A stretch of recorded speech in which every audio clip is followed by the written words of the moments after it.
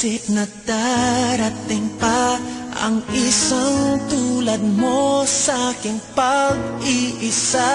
At ngayon buhay ko ay nagbago, ito'y dahil sa'yo.